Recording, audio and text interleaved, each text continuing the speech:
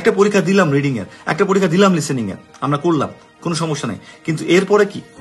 সেটা তো আমাদের স্ট্যাটাস, আমাদের জায়গা, আমাদের পয়েন্ট, যে তুমি কোনটা লেভেল করো। ওকে, তুমি 40টা দিছো রিডিং এ, 40টাতে তুমি 25টা পারছো, এটা তোমার লেভেল, এটা তোমার লেভেল। হয়তো বা টুকিটাকে একটু ইমপ্রুভ হয়েছে, লিখতে গিয়ে বলতে গিয়ে একটু মাথা ব্রেন কাজ করছে, একটু এক্সপিরিয়েন্স বাড়ছে, দ্যাটস ইট, বাট স্টিল আমি বলবো এটা তোমার লেভেল।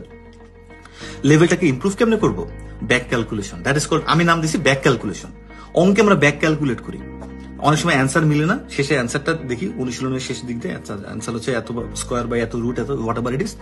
ওকে, এইবার এটাকে অ্যান্সারে বসায় উল্টা যাই তো দেখি তো কেমনে উত্তরটা হয়, করি না? Yes or no? এটাকে বলে ব্যাক ক্যালকুলেশন। সো তোমরা যখন এই 20টা 25টা পারো, সেই 25টা পারার পরে যখন 15টা যখন তোমরা পারো না, সেই 15টা কেন পারো না এইটা নিয়ে অ্যানালাইসিস যত করবা, যত রিসার্চ করবা, কোথায় ট্রিকড হয়েছে, কোথায় প্লয়েড হয়েছে, কোথায় তোমার সাথে তোমাকে ট্যাপে ফেলানো হয়েছে, যত অ্যানালাইসিস করবা অত তোমার লেভেলটা ডেভেলপ হচ্ছে। ব্রেইন কিন্তু সবচেয়ে খাতারনাক জিনিস, এই ব্রেইন থেকে আইএলটিএস এর কোয়েশ্চেন তৈরি করা হয়।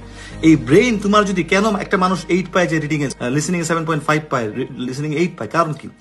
Once he or she get started like 8 or 7.5, she never stops, কারণ ব্রেইন জায়গা ধরে ফেলছে, ওই জায়গাটা ধরাইতে হয়। এখন কারো 2 দিনে হয়, কারো 10 দিনে হয়, কারো 1 মাসে হয়, কারো 6 মাসে হয়। ভাই আমার তো হচ্ছে না, ডোন্ট বি আপসেট, হচ্ছে কিছু না কিছু হচ্ছে, আগাইতে থাকো। ব্যাক ক্যালকুলেশন ইজ ইম্পর্টেন্ট, ঠিক আছে? সো ব্যাক ক্যালকুলেশন যদি আমরা করতে পারি, তাহলে আলটিমেটলি দেখা যাবে এই জায়গাটাতে কি, যে ওইখানে আমরা মোটামুটি বুঝতে পারবো।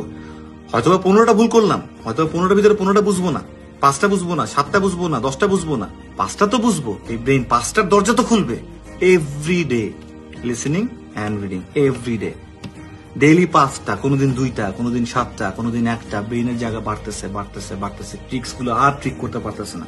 Your score definitely be good consequently. So এই ব্যাক ক্যালকুলেশন করে করে অ্যানালিটিক্যাল জায়গাটা আমাদের বাড়াতে হবে, যাদের অলরেডি অ্যানালিটিক্যাল জায়গাটা স্ট্রং না।